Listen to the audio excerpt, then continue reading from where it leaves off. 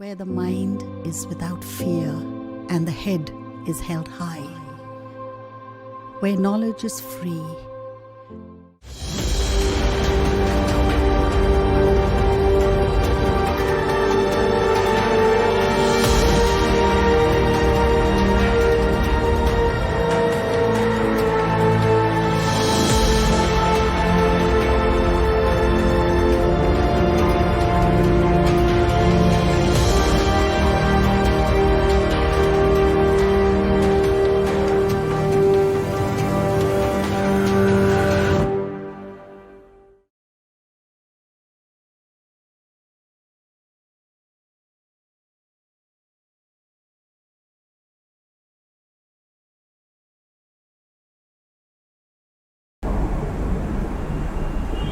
নমস্কার, আমি Barlow girls high স্কুলের রসায়ন বিভাগের শিক্ষিকা শ্রীমতী দেবশ্রী সরকার। মাননীয় ডিএম মহাশয়ের উদ্যোগে যে অনলাইন ক্লাসের ব্যবস্থা করা হয়েছে, সেই ব্যবস্থাপনার অংশ হিসাবে আজকে আমি দশম শ্রেণীর ভৌতবিজ্ঞানের রসায়ন অংশেরই একটি চ্যাপ্টার কেমিক্যাল বন্ডিং বা রাসায়নিক বন্ধন তোমাদেরকে পড়াবো। রাসায়নিক বন্ধন পড়ার আগে আমাদের জানতে হবে বন্ধন কী এবং বন্ধন কোথায় কোথায় আমরা বন্ধন দেখতে পাই, পরমাণুর মধ্যেও কি বন্ধন থাকতে পারে। তার আগে আমরা কয়েকটা স্লাইড দেখে নিই। দেখো, আমরা কয়েকটা প্রজেক্টরের ছবি দেখতে পাচ্ছি যে আমরা কেউই কিন্তু একা থাকতে পছন্দ করি না। কেউ পছন্দের লোক, যারা আমাদের বন্ধু, ভাই, বোন, তাদের সাথে একসাথে থাকতে পছন্দ করি, অর্থাৎ আমরা বন্ধনে থাকতে পছন্দ করি। যেরকম প্রকৃতিতে আমরা সবাই বন্ধন বা জোড়ে থাকতে পছন্দ করি, গাছপালা তার ব্যতিক্রম নয়। তাহলে আমরা দেখতে পারলাম যে আমরা সকলেই কিন্তু বন্ধন বা জোড়ে থাকতে পছন্দ করি। তাহলে আমরা যে জিনিস দিয়ে তৈরি, মানে পরমাণু, তারা কি করতে চায়? তারাও কি বন্ধনে থাকতে পছন্দ করে? হ্যাঁ, তারাও একা থাকতে চায় না, তারাও বন্ধনে থাকতে পছন্দ করে। এবং বন্ধনে থাকে বলেই আমরা কিন্তু এত রকম যৌগ দেখতে পাই। নাহলে আমরা শুধুমাত্র হাইড্রোজেন গ্যাস পেতাম, অক্সিজেন গ্যাস পেতাম, জল নামক যৌগটা পেতাম না। এবং সেটা যদি না পেতাম তাহলে কি হতো প্রকৃতির অবস্থা, তোমরা বুঝতে পারছো। এবার বন্ধনে কি করে একটা পরমাণু আরেকটার পরমাণুর সাথে বন্ধনে অংশগ্রহণ করছে, তার বিভিন্ন তত্ত্ব বিজ্ঞানীরা দিয়েছেন। প্রথমে বিজ্ঞানীরা মনে করতেন যে পরমাণুর মধ্যে হয়তো হুক আছে। যেরকম যদি দেখি যে এটা একটা পরমাণু, এর একটা হুক, এবং আরেকটি পরমাণু আরেকটি হুক, এবং এই হুকগুলো পরস্পরের সাথে যুক্ত হয়ে পরমাণু বন্ধনে অংশগ্রহণ করছে। কিন্তু এই ধারণাটা কিছুদিনের মধ্যেই নস্যাৎ হয়ে যায়। বিজ্ঞানী আইজ্যাক নিউটন বলেন যে পরমাণুর মধ্যে এরকম কোনো হুক থাকতে পারে না। পরমাণুগুলো পরস্পরের সাথে যুক্ত হয় একটা বলের মাধ্যমে, পরমাণুগুলো পরস্পরের সাথে যুক্ত হয় একটা ফোর্সের মাধ্যমে।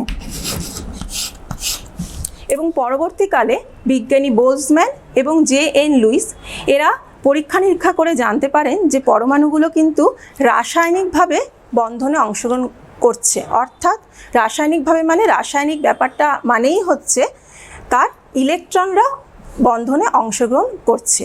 তাহলে রাসায়নিক বন্ধনের আমি যদি সংজ্ঞা বলি, তাহলে বোর্ডে দেখতে পারবে রাসায়নিক বন্ধনের সংজ্ঞা আমি লিখেছি। একই বা ভিন্ন মৌলের দুই বা ততোধিক পরমাণু যে আকর্ষণী বলের প্রভাবে সুসংবদ্ধ হয়ে মৌলিক বা যৌগিক অণু বা আয়ন গঠন করে, সেই আকর্ষণী বলকে রাসায়নিক বন্ধন বলে। তাহলে বোঝা যাচ্ছে যে রাসায়নিক বন্ধন কিন্তু একটা আকর্ষণী বল। তাহলে পরমাণুর মধ্যে যুক্ত হচ্ছে দুটো পরমাণু, একই রকম হোক বা আলাদা হোক, তারা এক বা ততোধিক হোক, তাদের আকর্ষণী বলের মাধ্যমে পরস্পরের সাথে যুক্ত হচ্ছে। এবার প্রশ্ন হতে পারে যে কেন তারা যুক্ত হচ্ছে, কেন তারা একা থাকতে চাইছে না, কেন তারা পরস্পরের সাথে যুক্ত হচ্ছে? তার দুটো কারণ আছে। প্রথম কারণ হচ্ছে শক্তির হ্রাসকরণ। কোন শক্তি?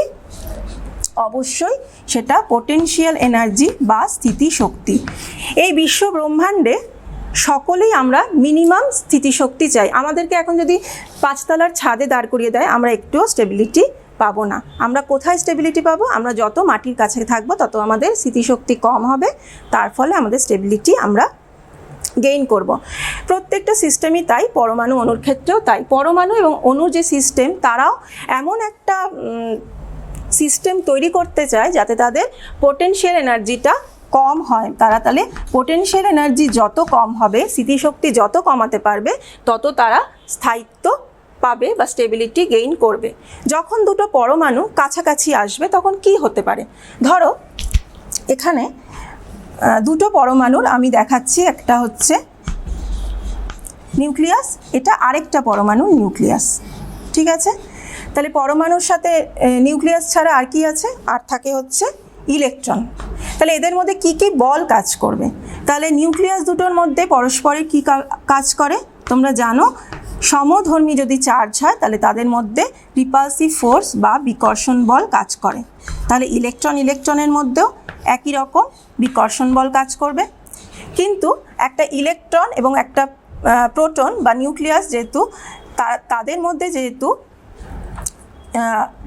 আকর্ষণ বল কাজ করবে, কারণ তারা বিপরীত ধর্মী চার্জ। তাহলে এই ইলেকট্রন এই প্রোটন এদের মধ্যেও অ্যাট্রাকটিভ ফোর্স, আবার এই ইলেকট্রন এই প্রোটন অর্থাৎ নিউক্লিয়াস তাদের মধ্যেও অ্যাট্রাকটিভ ফোর্স, এবং এই ইলেকট্রন এই প্রোটনের মধ্যেও অ্যাট্রাকটিভ ফোর্স কাজ করে। তাহলে দেখতে পাচ্ছি যে আমরা একই সাথে কিন্তু যখন দুটো পরমাণু কাছে আসছে, রিপালসিভ ফোর্স এবং অ্যাট্রাকটিভ ফোর্স কাজ করে, এবং যে ক্ষেত্রে এই আকর্ষণী বলটা বিকর্ষণী বলকে ছাড়িয়ে যায়, মানে বেশি হয়, তখন তার কি হয়? সেই সিস্টেমের স্মৃতিশক্তিটা হ্রাস হয় এবং তার ফলে বন্ধনটা তৈরি হচ্ছে। তাহলে পরমাণুর বন্ধন ঘটনের প্রধান কারণ হচ্ছে তার শক্তি হ্রাসকরণ। আমার যদি দুটো পরমাণু কাছে আসলে, দুটো বা তিনটে কাছে আসলে তাদের শক্তিটা লস হয়, তবেই কিন্তু বন্ধন গঠন হবে। নেক্সট যে নীতি সেটা হচ্ছে দ্বৈত বা অষ্টক নীতি। দ্বৈত বা অষ্টক নীতি জানার আগে তোমাদের আগে একটা আমরা স্লাইডে চলে যাচ্ছি, তোমরা দেখো। আমরা জানি যে বিজ্ঞানী র্যালে এবং র্যামজে যখন নোবেল গ্যাসগুলো আবিষ্কার হলো তখন আমরা দেখলাম যে এরা কিন্তু নিষ্ক্রিয়, মানে এরা কখনোই রিয়াকশন করতে চায় না। তাহলে এদের ইলেকট্রনিক কনফিগারেশনগুলো দেখলে আমরা বুঝতে পারবো যে এদের বাইরের কক্ষে একমাত্র হিলিয়াম ছাড়া বাইরের কক্ষে, যোজ্যতা কক্ষে সবারই কটা করে ইলেকট্রন আছে? সবারই 8টি করে ইলেকট্রন আছে। তাহলে বোঝা যাচ্ছে যে পরমাণু এই দ্বৈত নীতি বা অষ্টক নীতি অর্থাৎ বাইরের কক্ষে 8টি করে বা 2টি করে ইলেকট্রন রাখার প্রচেষ্টা করার জন্য রাসায়নিক বন্ধনে অংশগ্রহণ করে, এবং এই 8টি বা 2টি রাখতে পারলেই তারা স্টেবিলিটি গেইন করে। তাহলে রাসায়নিক বন্ধন হওয়ার আরেকটি কারণ হচ্ছে এই দ্বৈত নীতি বা অষ্টক নীতিকে স্যাটিসফাই করা। এবার আমরা দেখব যে এই যে রাসায়নিক বন্ধন কেন হয়, কি সেটা আমরা জানলাম। রাসায়নিক বন্ধন ক ধরনের হতে পারে? প্রধানত রাসায়নিক বন্ধন 3 ধরনের: আয়নীয় বন্ধন, সমযোজী বন্ধন এবং অসমযোজী বন্ধন। যদিও তোমাদের ক্লাস 10-এর আমাদের শুধুমাত্র আয়নীয় বন্ধন এবং সমযোজী বন্ধন এটুকু জানলেই চলবে, অসমযোজী বন্ধন আমাদের সিলেবাসে নেই। প্রথমে আমরা জানব আয়নীয় বন্ধন কি। 1916 খ্রিস্টাব্দে বিজ্ঞানী কোসেল এই আয়নীয় বন্ধনের তত্ত্ব দেন। উনি বলেন যে নিকটতম নিষ্ক্রিয় মৌলের ইলেকট্রন বিন্যাস লাভের প্রচেষ্টায় তড়িৎ ধনাত্মক ধাতু কি করে? তীব্র তড়িৎ ধনাত্মক ধাতু কি করে? ইলেকট্রন এক বা একাধিক ইলেকট্রন ত্যাগ করে দেয়। এবং তীব্র ঋণাত্মক অধাতু কি করে? সেই এক বা একাধিক ইলেকট্রন কি তারা গ্রহণ করে। তার ফলে ধাতু কি তৈরি করে? ধাতু তৈরি করে হচ্ছে ক্যাটায়ন, আর অধাতু তৈরি করে হচ্ছে অ্যানায়ন। এবার আমরা জানি যে ক্যাটায়ন এবং অ্যানায়ন দুটো পরস্পর বিপরীতধর্মী চার্জ, তারা কাছাকাছি আসলে তবে যে বন্ধনটা তৈরি হয় তাকেই বলা হয় আয়নীয় বন্ধন। তাহলে আয়নীয় বন্ধন হলো কেবলমাত্র স্থির তড়িৎ আকর্ষণ বল। আয়নীয় বন্ধন কি? স্থির তড়িৎ আকর্ষণ বল। তাহলে বোঝা গেল যে যখন আমরা দেখব প্রধানত ধাতু এবং অধাতু আছে। যদি আমরা দেখি যে একটা যৌগে ধাতু এবং অধাতু আছে, অর্থাৎ এরকম জায়গায় আমরা আয়নীয় বন্ধন পাবো যেখানে দুটো মৌলের মধ্যে অনেকটাই তফাৎ থাকবে। কিসের তফাৎ থাকবে? তাদের ইলেকট্রোনেগেটিভিটি, ইলেকট্রন অ্যাফিনিটি, তড়িৎ ঋণাত্মকতা, এগুলোর কিন্তু অনেকটা বিশাল পার্থক্য থাকবে। অর্থাৎ একটা ধাতু তীব্র ধনাত্মক এবং একটা অধাতু হবে, তখনই কিন্তু আমরা সেক্ষেত্রে আয়নীয় বন্ধন খুঁজে পাবো। যখনই আমরা দেখব ধাতু এবং অধাতু আছে, তখনই আমরা বুঝে যাব তাদের মাঝের বন্ডটা হচ্ছে অবশ্যই আয়নীয় বা তড়িৎযোজী বন্ধন। ধাতুর ক্ষেত্রে কি হয়? বাইরের কক্ষে সাধারণত একটা, দুটো এবং তিনটে ইলেকট্রন থাকে, এবং অধাতুর ক্ষেত্রে কি হয়? সাধারণত বাইরের কক্ষে কটা ইলেকট্রন থাকে? 5টা, 6টা বা 7টা। তার ফলে ধাতু এই একটা, দুটো বা তিনটে ইলেকট্রন ত্যাগ করে ক্যাটায়ন তৈরি করে, এবং অধাতু সেই একটা, দুটো, তিনটে ইলেকট্রন গ্রহণ করে তাদের অষ্টক পূর্ণ করে বাইরের কক্ষে এবং অ্যানায়ন তৈরি করে, এবং ক্যাটায়ন এবং অ্যানায়ন পরস্পরের সাথে স্থির তড়িতাকর্ষণ বল দ্বারা যুক্ত হয়ে আয়নীয় বন্ধন তৈরি করে। এবার আমরা দেখব কয়েকটি আয়নীয় বন্ধন যুক্ত যৌগের উদাহরণ। এবার আমরা দেখব কয়েকটি আয়নীয় যৌগের গঠন দেখার আগে আমরা কিভাবে দেখাচ্ছি গঠনটাকে, সেটা আমরা কোন পদ্ধতিতে দেখাচ্ছি? এটা হচ্ছে লুইস ডট গঠন। বিজ্ঞানী লুইস একটা ইলেকট্রনকে ডট বা ক্রসের মাধ্যমে যে প্রকাশ করছে এবং সেইভাবেই আমরা পরমাণুগুলোকে দেখাচ্ছি, সেটাকেই বলা হচ্ছে লুইস ডট গঠন।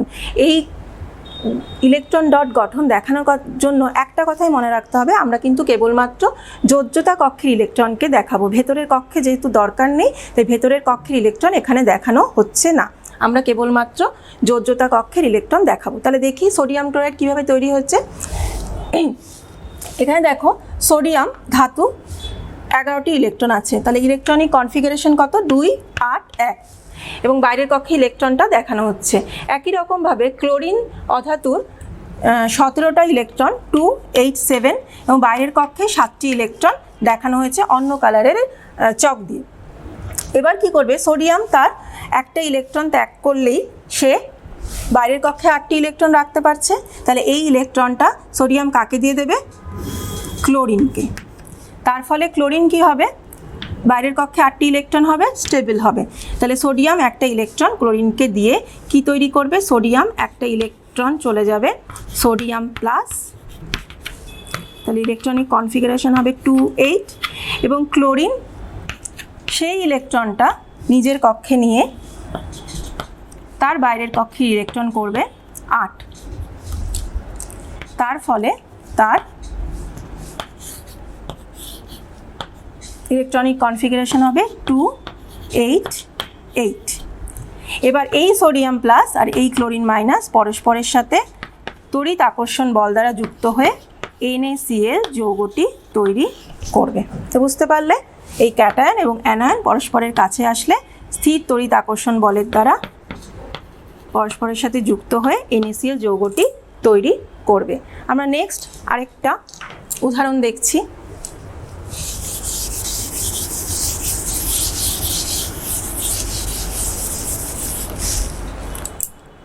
LiF, লিথিয়াম LiH মানে lithium hydride.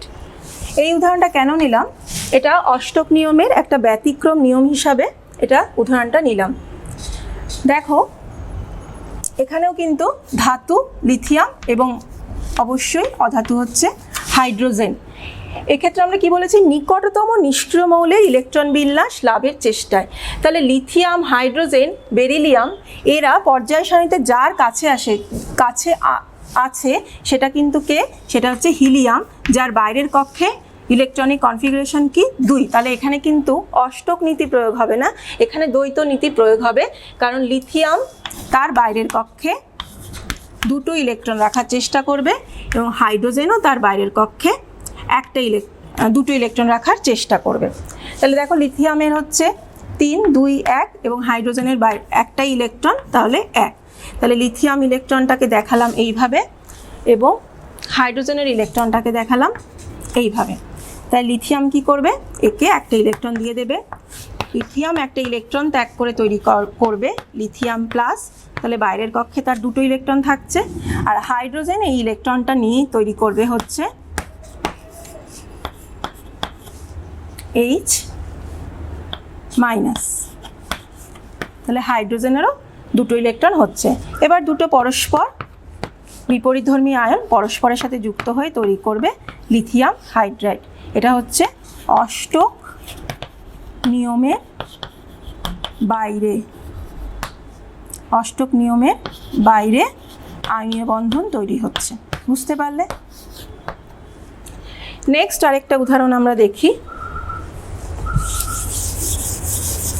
Calcium oxide.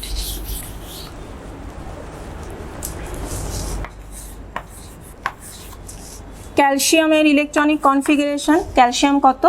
20 atomic number, তাহলে 2 8 8 2, এবং অক্সিজেনের অ্যাটমিক নাম্বার 8, তার মানে 2 6।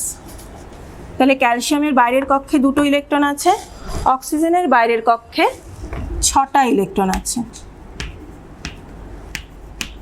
তাহলে ক্যালসিয়াম কি করবে? এই বাইরে দুটো ইলেকট্রন দিয়ে দিতে চাইবে, তবেই তার 8টি ইলেকট্রন হবে।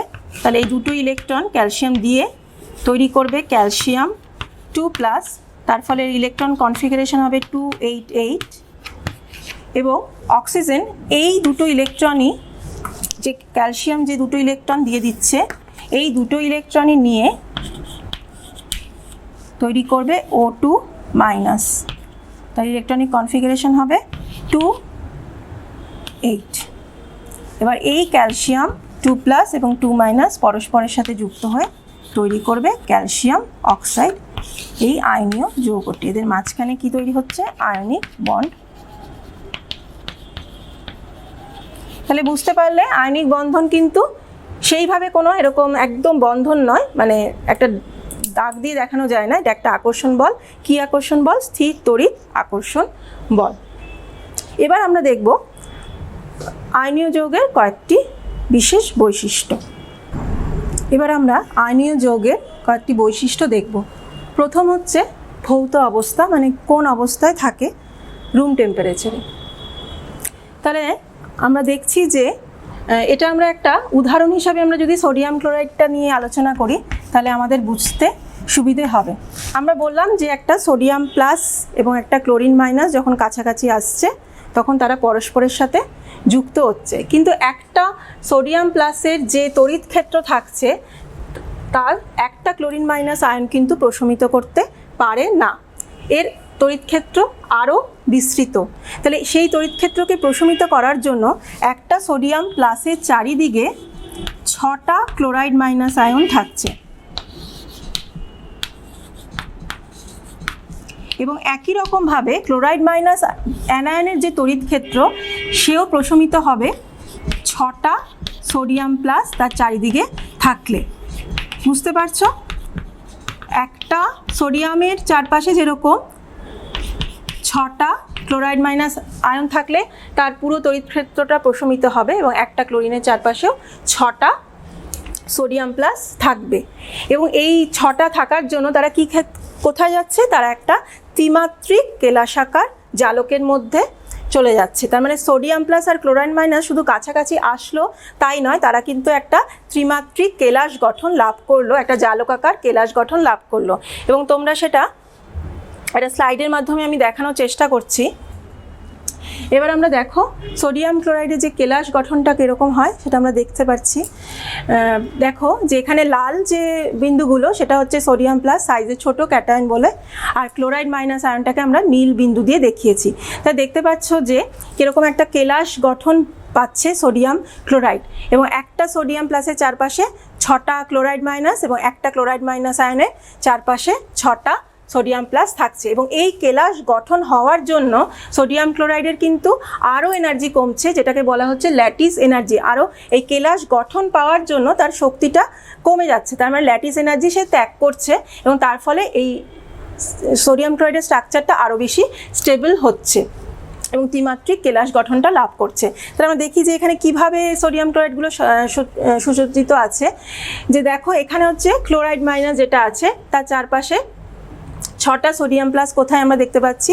এই একটা, দুটো, তিনটে, আবার একটা ইউনিট সেল ওপরে আছে, তাহলে 4টে, আর এদিকে একটা 5টা, আর এদিকে একটা 6টা। তাহলে একটা সোডিয়াম একটা ক্লোরাইড মাইনাস আয়ন 6টা সোডিয়াম প্লাস দিয়ে আছে।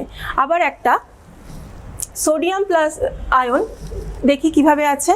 তাহলে এখানে 1টা 2টো 3টে 4টে, এদিকে একটা ইউনিট সেল আছে, তাহলে ওখানে একটা 5টা, ওপরে একটা ইউনিট সেল আছে, সেটা হচ্ছে 6টা। তাহলে একই রকমভাবে তারা সুসজ্জিত হয়ে আছে এবং 6টা চারিদিকে আয়ন ধরে আছে বিপরীতধর্মী, এবং তার জন্য সেটা অষ্টতলকীয় একটা ভয়েড বা গহ্বর তৈরি করছে। তাহলে এই আকৃতি পাওয়ার জন্য তার কি কি বৈশিষ্ট্য হচ্ছে সেটা আমরা এখন বোর্ডে দেখি। তাহলে আমরা দেখলাম যে সোডিয়াম ক্লোরাইডের কীরকম একটা ত্রিমাত্রিক কেলাস আকৃতি লাভ করছে। তাহলে দেখতে পাচ্ছি যে সোডিয়াম ক্লোরাইডের কেলাস আকৃতি লাভ করার জন্য আমরা যদি বলি সোডিয়াম ক্লোরাইডের আণবিক ওজন 58.5, সেটা কিন্তু ভুল হবে, কারণ সোডিয়াম ক্লোরাইডের তো একক অণুর অস্তিত্ব নেই। সোডিয়াম ক্লোরাইড মানেই হচ্ছে অনেকগুলো সোডিয়াম প্লাস এবং অনেকগুলো ক্লোরাইড মাইনাস আয়ন একটা জালকাকার কেলাসে আবদ্ধ থাকছে। তাই এখানে একক অণুর যেহেতু অস্তিত্ব নেই, তাহলে আণবিক ওজন আমরা 58.5 বলতে পারি না। তাহলে সেক্ষেত্রে আমাদের কি বলতে হবে, সোডিয়াম ক্লোরাইডের কিন্তু আণবিক ওজন অবশ্যই হবে না, যেটা হবে সেটা হচ্ছে সংকেত ওজন। এটাকে 58.5, এটা তার সংকেত থেকে পাওয়া যাচ্ছে, তাই এটাকে বলা হবে হচ্ছে সংকেত ভর বা সংকেত ওজন। তাহলে বুঝতে পারলে সোডিয়াম ক্লোরাইড বা তার মতন যে কোনো আয়নীয় যৌগের কিন্তু আমরা সংকেত থেকে ভর পাবো, কারণ তাদের কেলাস গঠন হওয়ার জন্য তাদের একক অণুর অস্তিত্ব থাকবে না। তাহলে ভৌত অবস্থা কি? ভৌত অবস্থা অবশ্যই এই আয়নীয় যৌগের ভৌত অবস্থা অবশ্যই কি হবে, কঠিন হবে। এর নেক্সট যে ধর্ম সেটা হচ্ছে গলনাঙ্ক এবং স্ফুটনাঙ্ক। তাহলে বুঝতে পারছো যে আয়নীয় যৌগগুলোর এই কেলাস আকৃতি লাভ করার জন্য প্রচণ্ড স্টেবল হচ্ছে, এবং এই কেলাস থেকে আয়নকে বার করার জন্য আমাকে কিন্তু প্রচুর শক্তি দেবে, এবং সেই শক্তিটা কিভাবে দিতে হবে সেটা অবশ্যই তাপমাত্রা। তার মানে এদের বয়লিং পয়েন্ট বা মেল্টিং পয়েন্ট কিন্তু অনেক হাই হবে। যেরকম সোডিয়াম ক্লোরাইডে ধরি, সোডিয়াম ক্লোরাইডের মেল্টিং পয়েন্ট হচ্ছে প্রায় 800-র কাছাকাছি, এবং বয়লিং পয়েন্ট তো আরও অনেক বেশি, সেটা হচ্ছে 1440 ডিগ্রি সেন্টিগ্রেড। তাহলে আয়নীয় যৌগের গলনাঙ্ক এবং স্ফুটনাঙ্ক দুটোই কিন্তু প্রচণ্ড হাই হবে। নেক্সট হচ্ছে তড়িৎ পরিবাহিতা, মানে এরা কি তড়িৎ পরিবহন করবে কি করবে না। তাহলে এদের একটাই বৈশিষ্ট্য দিয়ে সমস্ত হবে, সেটা হচ্ছে মাঝের যে স্থির তড়িতাকর্ষণ বল এবং কেলাস গঠন। তাহলে দেখতে পাচ্ছি যে আয়নীয় যৌগের মাঝখানে তো স্থির তড়িতাকর্ষণ বল কাজ করছে, এবং তাদের মধ্যে তারা কেলাস গঠন লাভ করছে। যখন তারা কেলাসে থাকছে তাদের মুক্ত আয়ন থাকছে না, এবং মুক্ত আয়ন না থাকলে কিন্তু তড়িৎ পরিবহন করা যায় না, কারণ আয়নসই তড়িৎ পরিবহন করে। তাহলে যখন এরা কঠিন থাকছে, যখন এই যৌগগুলো কঠিন থাকছে, তাদের মধ্যে আয়নস থাকছে না, তার ফলে এরা তড়িৎ পরিবহন করতে পারে না। কিন্তু যদি বাইরে থেকে তাপ দিয়ে এদেরকে একটু গলানো যায়, তখন 2-4টে আয়নস কিন্তু এই কেলাস গঠন থেকে বের হতে পারে, তখন এরা কিছুটা তড়িৎ পরিবহন করতে পারবে। আর যদি ধ্রুবীয় দ্রাবক যেরকম জল এদের মাঝখানে ঢুকে এদের যে তড়িতাকর্ষণ বল এটাকে ভেঙে দিতে পারে, তখন আয়নসগুলো সম্পূর্ণভাবে মুক্ত হয়ে যায়, তখন কিন্তু এরা তড়িৎ পরিবহন করতে পারবে। তাহলে বুঝতে পারছি যে আয়নসগুলো কঠিন অবস্থায় কখনোই তড়িৎ পরিবহন করবে না এই যৌগগুলো, কিন্তু গলিত বা দ্রবীভূত অবস্থায় এরা তড়িৎ পরিবহন করবে। এই অংশটা দিয়ে কিন্তু মাধ্যমিকে তোমাদের অনেক রকমের প্রশ্ন আসছে যে গলিত অবস্থায় বা জলে দ্রবীভূত অবস্থায় তড়িৎ পরিবহন করছে, কিন্তু কঠিন অবস্থায় করছে না। তার কারণ তো বুঝতেই পারছো, গলিত বা দ্রবীভূত অবস্থায় হলে এদের আয়নসগুলো আমরা ফ্রিভাবে পাচ্ছি। এবার আমরা নেক্সট ধর্ম দেখব। প্রথমে দেখে নিই বন্ধন অভিমুখ, মানে যে বন্ধনের কোনো অভিমুখ থাকবে কি। আয়নীয় যৌগ যখন তৈরি হচ্ছে, তারা যে কোনো দিক থেকেই কিন্তু একটা ক্যাটায়ন একটা অ্যানায়নকে আকর্ষণ করতে পারে, তার নির্দিষ্ট কোনো বন্ধন অভিমুখ আয়নীয় যৌগে থাকবে না। নেক্সট যে ধর্ম দেখব সেটা হচ্ছে দ্রাব্যতা। আমরা আগেই দেখলাম যে আয়নীয় যৌগের ক্ষেত্রে ধ্রুবীয় যদি দ্রাবক হয় তবে তারা তাদের আয়নসগুলোর মাঝে যে তড়িৎ আকর্ষণ বল সেটাকে ভাঙতে পারে, তার ফলে তারা তখন তাতে দ্রবীভূত হয়। যেরকম সোডিয়াম ক্লোরাইড জলে দ্রবীভূত হয়, কারণ জল এই সোডিয়াম এবং ক্লোরিনের মধ্যে, সোডিয়াম প্লাস এবং ক্লোরিন মাইনাসের মধ্যে যে আকর্ষণী বল সেটাকে ভেঙে ফেলতে পারে, তার ফলে সোডিয়াম প্লাস আয়ন মুক্ত হয়, এবং সেই সোডিয়াম প্লাস আয়নের চারিদিকে 6টা জল ঘিরে থাকে। আবার ক্লোরিন মাইনাস আয়নের চারিদিকেও 6টা জল ঘিরে থাকে। এটা আমরা এখন একটা স্লাইডে দেখলে বুঝতে পারবো। দেখো সোডিয়াম ক্লোরাইড যখন জলে দ্রবীভূত হয় তখন জল কি করে, যেহেতু ধ্রুবীয় দ্রাবক, সেই সোডিয়াম প্লাস আর ক্লোরিন মাইনাসের যে স্থির তড়িৎ আকর্ষণ বল সেটাকে ভেঙে দেয় এবং তার ফলে একটা সোডিয়াম প্লাসের চারিদিকে ক্লোরিন মাইনাসের পরিবর্তে এখন জল কিভাবে ঘিরে থাকছে, ঠিক একই রকমভাবে 6টা জল ঘিরে থাকছে। আবার একই রকমভাবে ক্লোরিনকেও কিন্তু 6টা জলের অণু এইভাবে ঘিরে থাকে। তাহলে এক্ষেত্রে কিন্তু এরা দ্রবীভূত হয়ে যাচ্ছে, কারণ এই দ্রাব্য হওয়ার জন্য এদের যে ল্যাটিস এনার্জি থেকেও এই দ্রাব্যতা বা দ্রবণায়ন শক্তিটা বেশি হওয়ার জন্য এরা জলে দ্রবীভূত হয়ে যাচ্ছে বা ধ্রুবীয় দ্রাবকে দ্রবীভূত হচ্ছে। কিন্তু যদি অধ্রুবীয় দ্রাবক যেরকম বেঞ্জিন, ক্লোরোফর্ম, এগুলো এদের মাঝের বল ভাঙতে পারবে না, তার ফলে এরা কিন্তু তাতে দ্রবীভূত হবে না। তাহলে আয়নীয় যৌগ কেবলমাত্র ধ্রুবীয় দ্রাবকে দ্রবীভূত হতে পারবে। নেক্সট আমরা যে টপিকটা দেখব সেটা হচ্ছে সমযোজী বন্ধন। এই তত্ত্বের প্রবক্তা 1916 খ্রিস্টাব্দে বিজ্ঞানী জি.এন. লুইস সমযোজতা তত্ত্ব প্রয়োগ করে। আমরা দেখলাম যে দুটো বিপরীতধর্মী যদি মৌল হয় সেক্ষেত্রে আমাদের তড়িৎযোজী বন্ধন হবে। যদি একই ধরনের বা প্রায় সমান দুটো মৌল হয় সেক্ষেত্রে কী ধরনের বন্ধন তৈরি হবে। তাহলে আমরা সংজ্ঞায় দেখতে পাচ্ছি যে সমান বা প্রায় সমান তড়িৎ ঋণাত্মকতা সম্পন্ন একই বা ভিন্ন মৌলের দুটি পরমাণুর সর্ববহিস্থের কক্ষে এক বা একাধিক ইলেকট্রন জোড়কে সমভাবে ব্যবহারের ফলে সংশ্লিষ্ট পরমাণুতে যে রাসায়নিক বন্ধন গঠন হয় বা করে তাকেই বলা হয় সমযোজী বন্ধন। এটাকে আমরা যদি পার্ট করে বুঝি তাহলে আমাদের বুঝতে সুবিধে হবে। তাহলে প্রত্যেকটি পরমাণুর বাইরের কক্ষে ইলেকট্রন আছে, সেটা একটা বা দুটো বিজোড় ইলেকট্রন হতে পারে। তাদেরকে দুটো পরমাণু যদি সমভাবে ব্যবহার করে, এই একটা ইলেকট্রন বা দুটো বা তিনটে সমভাবে ব্যবহার করে একটা ইলেকট্রন জোড় তৈরি করে যে বন্ধন তৈরি করছে তাকে বলা হচ্ছে সমযোজী বন্ধন। তাহলে এক্ষেত্রে কিন্তু ইলেকট্রন জোড়গুলো হচ্ছে এক একটা করে বন্ধন। তাহলে আমরা কয়েকটা উদাহরণ দিয়ে যদি দেখি তাহলে আমাদের বুঝতে সুবিধে হবে। এবার দেখো সমযোজী বন্ধন আমরা বললাম যে একটা ইলেকট্রন জোড় বা দুটো বা তিনটে ইলেকট্রন জোড় ব্যবহার করে দুজনেই সমানভাবে দুটো পরমাণুই অংশগ্রহণ করে এবং বন্ধন তৈরি হয়, সেটাই হচ্ছে সমযোজী বন্ধন। এবার যদি একটা ইলেকট্রন জোড় থাকে, মানে প্রত্যেক পরমাণু থেকে একটা করে ইলেকট্রন আসলো, তাহলে এক বন্ধন তৈরি হলো। যদি দুটো ইলেকট্রন জোড় থাকে তাহলে মানে দুটো বন্ধন বা দ্বিবন্ধন, যেরকম অক্সিজেন, কার্বন ডাইঅক্সাইড এরকম প্রভৃতিতে আমরা দেখতে পারি। এবং যদি তিনটে বন্ধন থাকে তবে সেক্ষেত্রে আমরা ত্রিবন্ধন পাবো, মানে তিনটে ইলেকট্রন জোড় আছে, যেরকম নাইট্রোজেন, HCN এই যৌগগুলোর ক্ষেত্রে আমরা দেখতে পাচ্ছি। তাহলে আমরা এখন কয়েকটা যদি উদাহরণ নিই তাহলে আমাদের বুঝতে সুবিধে হবে। এবার আমরা কয়েকটি সমযোজী যৌগ লুইস ডট গঠনের মাধ্যমে তৈরি হওয়া দেখছি। দেখো হাইড্রোজেন দুটি পরমাণু একসাথে যুক্ত হয়ে হাইড্রোজেন অণু তৈরি করছে কিভাবে। তাহলে এই হাইড্রোজেনের একটা ইলেকট্রন আছে, এই হাইড্রোজেনেরও একটা ইলেকট্রন আছে এবং এরা কাছাকাছি এসে এই দুটো ইলেকট্রনকে দুজনেই সমভাবে ব্যবহার করবে। তার ফলে এরও দুটো ইলেকট্রন হবে বাইরের কক্ষে এবং এরও বাইরের কক্ষে দুটো ইলেকট্রন হবে। তার ফলে তৈরি হবে H এই সমযোজী বন্ধন এবং হাইড্রোজেন অণুটা তৈরি হচ্ছে। নেক্সট আরেকটা সমযোজী এক বন্ধন দেখছি, এটা একটা যৌগ, সেটা হচ্ছে খুব পরিচিত একটা যৌগ জল। জলের ক্ষেত্রে কি হচ্ছে, দুটো হাইড্রোজেন, তার বাইরের কক্ষে প্রত্যেকের একটা করে ইলেকট্রন আছে, দেখতে পাচ্ছ এই ইয়েলো কালারের ডটগুলো হচ্ছে হাইড্রোজেনের বাইরের কক্ষের একটা ইলেকট্রন। আর অক্সিজেন যে মাঝে আছে তার বাইরের কক্ষে কটা ইলেকট্রন থাকে, 6টা। তাহলে এই অরেঞ্জ যে ডটগুলো সেগুলো হচ্ছে অক্সিজেনের ইলেকট্রন। এবার তারা এইভাবে শেয়ারিংটা করলো যাতে অক্সিজেনেরও 8টা ইলেকট্রন হলো এবং হাইড্রোজেনেরও দুটো, এই হাইড্রোজেনেরও দুটো। দেখো 1 2 3 4 5 6 7 8, আবার এই হাইড্রোজেনের 1 2, এই হাইড্রোজেনের 1 2 এবং তৈরি হলো কি HOH, এই দুটো সমযোজী বন্ধন, মানে জল তৈরি হলো। অবশ্যই এই দুটো নিঃসঙ্গ ইলেকট্রন অক্সিজেনের মাথায় থাকলো। নেক্সট আরেকটি যৌগ দেখছি যেখানে দ্বিবন্ধন তৈরি হচ্ছে, কার্বন ডাই অক্সাইড।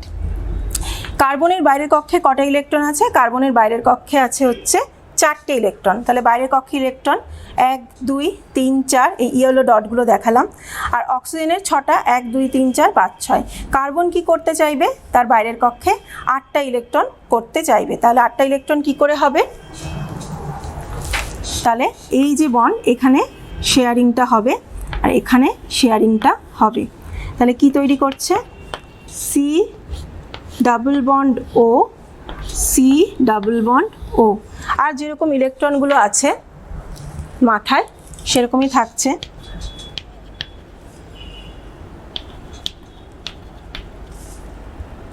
তাহলে এই কার্বনের কটা ইলেকট্রন হলো দেখো, 1 2 3 4 5 6 7 8। আর এই অক্সিজেনের কটা ইলেকট্রন হলো এই শেয়ারিংয়ের ফলে? 1 2 3 4 5 6 7 8। এই অক্সিজেনের কটা ইলেকট্রন হলো? 1 2 3 4 5 6 7 8। তাহলে বুঝতে পারছো যে প্রত্যেকেই কিন্তু অষ্টক নীতি স্যাটিসফাইড করলো, ফলে সমযোজী বন্ধন গঠন হলো। নেক্সট আমরা দেখি আরেকটি এক বন্ধনযুক্ত যৌগ অ্যামোনিয়া। অ্যামোনিয়া বাইরের কক্ষে 5টা ইলেকট্রন থাকে। 1 2, এই যে বেগুনি ডটগুলো হচ্ছে অ্যামোনিয়ার নাইট্রোজেনের ইলেকট্রন। 1 2 3 4 5। তার আরও 3টে ইলেকট্রন লাগবে। এই 3টে ইলেকট্রন সে শেয়ারিং কার সাথে করবে? হাইড্রোজেনের সাথে। হাইড্রোজেনের বাইরের কক্ষে একটা ইলেকট্রন, এই হাইড্রোজেনের একটা ইলেকট্রন, এই হাইড্রোজেনের একটা ইলেকট্রন। তাহলে এই শেয়ারিংয়ের ফলে এই হাইড্রোজেনের 2টো ইলেকট্রন হলো, এই হাইড্রোজেনের 2টো ইলেকট্রন হলো, এবং এই হাইড্রোজেনের 2টো ইলেকট্রন, এবং নাইট্রোজেনের 1 2 3 4 5 6 7 8। তার ফলে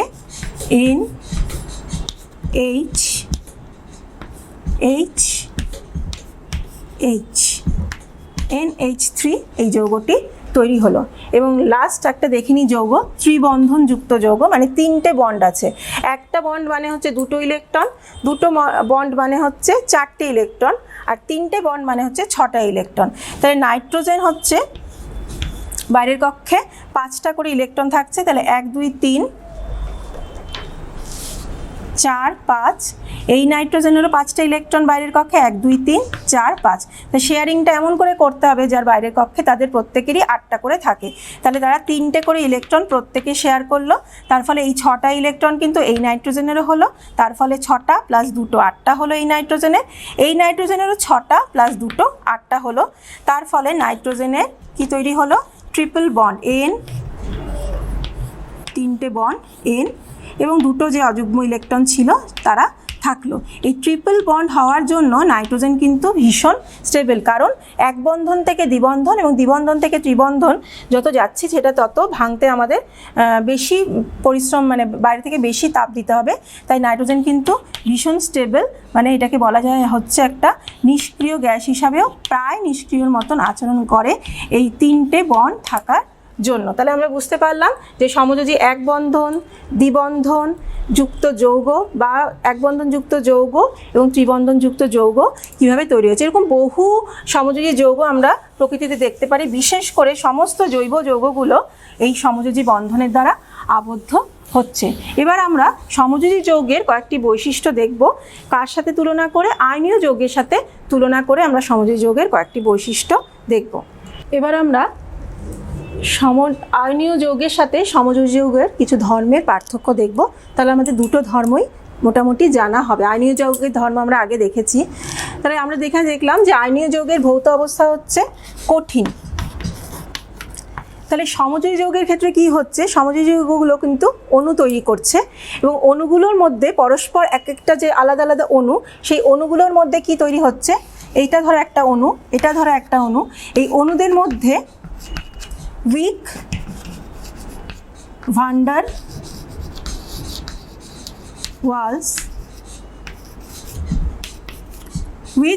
ওয়ালস ফোর্স বা বল বিরাজ করছে। তাহলে এখানে কিন্তু একক অণু তৈরি হওয়ার পরে তাদের মাঝে কি তৈরি হচ্ছে? তাদের মাঝে উইক ভান্ডার ওয়ালস ফোর্স, যেটা খুবই হালকা, বা কিছু ক্ষেত্রে হাইড্রোজেন বন্ধন, এই বন্ধনগুলোর মাধ্যমে তারা পরস্পরের সাথে যুক্ত হচ্ছে। তার ফলে সমযোজী যৌগগুলো কিন্তু সাধারণত কঠিন হয় না। তারা কি হয়? যেখানে আয়নীয় যৌগগুলো কঠিন হচ্ছে সেখানে সমযোজী যৌগগুলো সাধারণত হচ্ছে কি লিকুইড মানে তরল, বা সফট সলিড, এবং অবশ্যই গ্যাস। দেখো তোমাদের চারপাশে যে সমযোজী যৌগ, যেরকম জল এটা সমযোজী যৌগ, সেটা লিকুইড।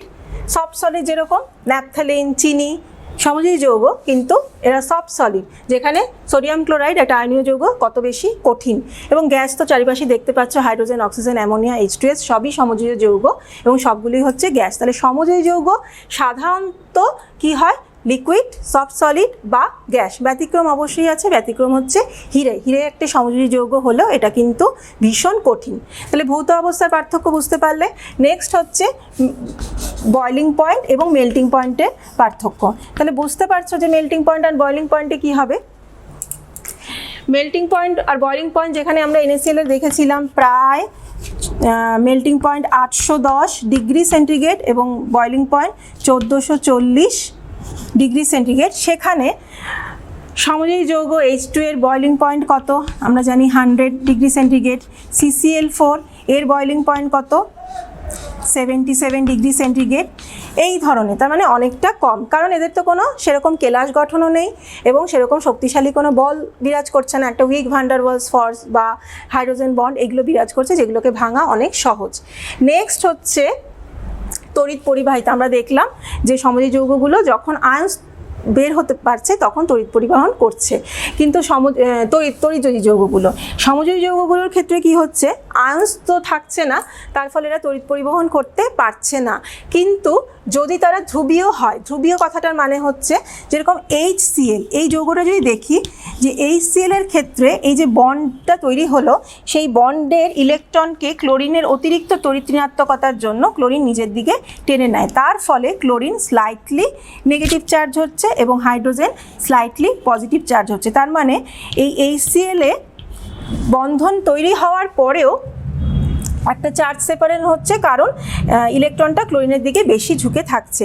চার্জ সেপারেশন হওয়ার জন্য এটা ধ্রুবীয় অণুতে তৈরি হচ্ছে, তার ফলে এটা সমযোজী যৌগ কিন্তু ধ্রুবীয় সমযোজী যৌগ। তার ফলে ধ্রুবীয় দ্রাবক যেরকম জল কি করছে, জলে যখন HCl দ্রবীভূত করছি তখন জল এই মাঝে যে বন্ডটা আছে সেই সমযোজী বন্ধনটাকে ভাঙতে পারছে, তার ফলে HCl H+ এবং Cl- এই দুটো আয়নে বিভক্ত হয়ে যাচ্ছে। তার ফলে যেহেতু আয়ন্স পেয়ে যাচ্ছি, তার ফলে এরা তড়িৎ পরিবহন করতে পারছে, তখন এরা তড়িৎ পরিবহন করতে পারছে। তাহলে এটা প্রশ্ন এখান থেকে আসে যে গ্যাসীয় অবস্থায় HCl তড়িৎ পরিবহন করে না, কারণ গ্যাসীয় অবস্থায় HCl এর মধ্যে কোনো আয়ন্স থাকছে না, কিন্তু যেহেতু ধ্রুবীয় তার ফলে জলের মতন ধ্রুবীয় দ্রাবক এদের ভাঙতে পারে এবং তখন আয়ন্সটা আলাদা হয়ে যায় এবং তখন তারা তড়িৎ পরিবহন করতে পারে।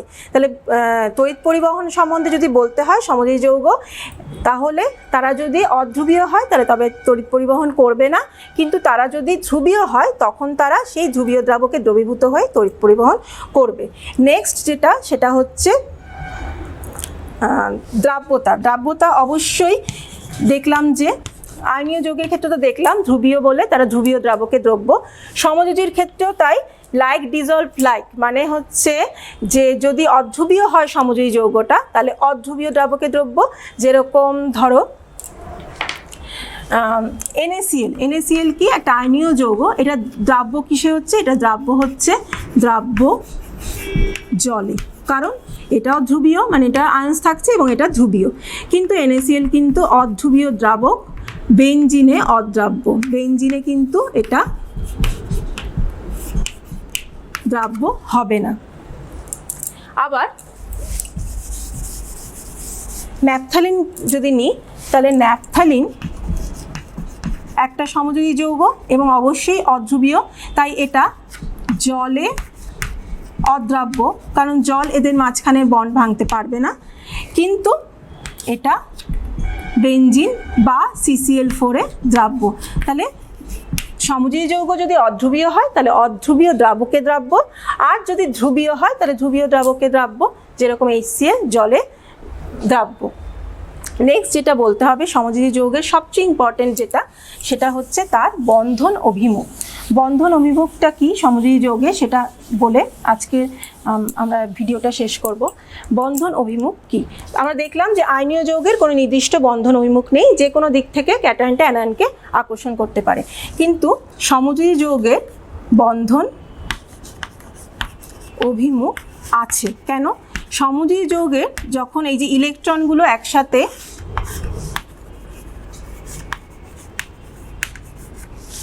ইলেকট্রনটা যখন একটা ইলেকট্রন আরেকটা ইলেকট্রনের সাথে জোড় বন্ধন করছে, অ্যাকচুয়ালি সেখানে কে জোড় বন্ধন করছে? অ্যাকচুয়ালি সেখানে কিন্তু কক্ষকে অভিলেপন হচ্ছে।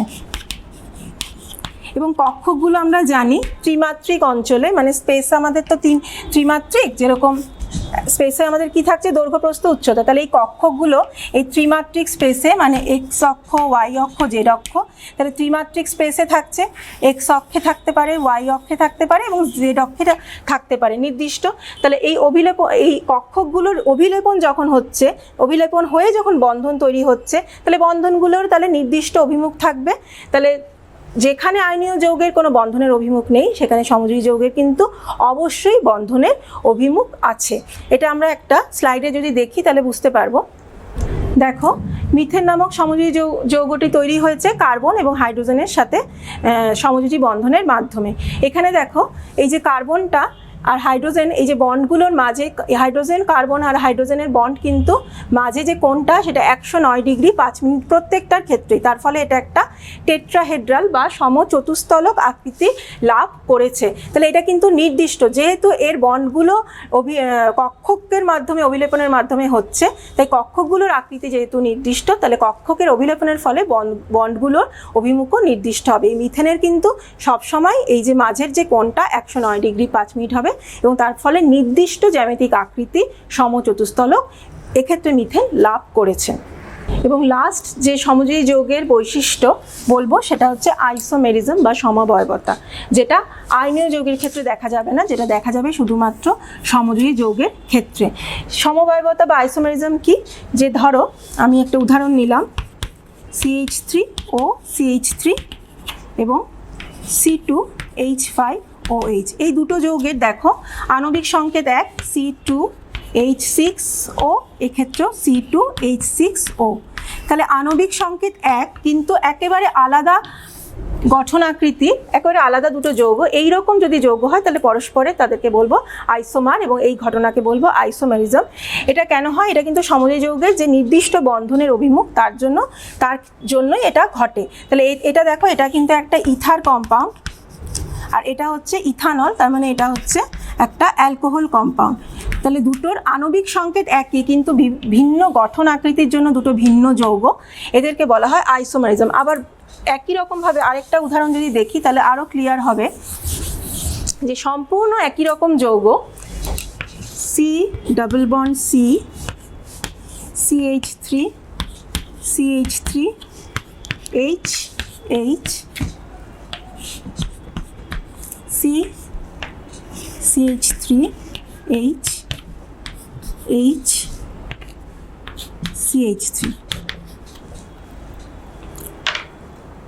দেখো এই দুটো যৌগ, এটার নাম হচ্ছে 1,2,6-বিউটিন আর এটার নাম হচ্ছে 1,2-ট্রান্স-বিউটিন। তাহলে এই দুটো যৌগে দেখো একদম একই রকম সংখ্যায় আছে। এক্ষেত্রেও যে কটা কার্বন আছে, C4H8, এক্ষেত্রেও C4H8। তাহলে আমরা বললাম একই আণবিক সংকেত বিশিষ্ট কিন্তু ভিন্নধর্মী দুটো। তা আগেরটা দেখলাম আমরা একেবারে আলাদা দুটো যৌগ, কিন্তু এই ক্ষেত্রে দেখো শুধুমাত্র মিথাইল গ্রুপের ওরিয়েন্টেশন মানে অভিমুখটা পরিবর্তন হয়েছে। এখানে ছিল একই দিকে মিথাইল গ্রুপ, ডাবল বন্ডের দুটো মিথাইল গ্রুপ, এখানে চেঞ্জ করে কি হলো, হাইড্রোজেনটা উপরে আসলো আর এই মিথাইল গ্রুপটা নিচে আসলো। তার ফলে কিন্তু একদম আলাদা একটা যৌগ তৈরি হচ্ছে 1,2-ট্রান্স-বিউটিন। তাহলে বুঝতে পারছো যে বন্ধন অভিমুখ হওয়ার জন্য শুধুমাত্র স্পেসে মিথাইল গ্রুপটা শুধু উপরে নিচে হওয়ার জন্যই একটা আলাদা যৌগ তৈরি হচ্ছে। তার মানে এক্ষেত্রে বন্ধন অভিমুখটা কতটা গুরুত্বপূর্ণ, আণবিক সংকেত এক হলেও এবং সমস্ত কিছু এক হওয়া সত্ত্বেও শুধু স্পেসে এই দুটোর পজিশন চেঞ্জ হওয়ার জন্য একদম সম্পূর্ণ নতুন একটা যৌগ তৈরি হয়েছে। তাহলে আমরা আমাদের সমযোজী যৌগ, আয়নীয় যৌগ, তাদের বৈশিষ্ট্য, তারা কিভাবে তৈরি হচ্ছে, কয়েকটা উদাহরণ সবগুলোই আমরা আজকে এই অল্প সময়ের মধ্যে আমি দেখানোর চেষ্টা করলাম। আশা করি তোমাদের কিছুটা হলেও সুবিধে হবে। তোমরা এর উপরে নানা রকম কোশ্চেন মাধ্যমিকের জন্য তৈরি করবে। আমি আজকে এখানে আমার ভিডিওটা শেষ করছি। নমস্কার।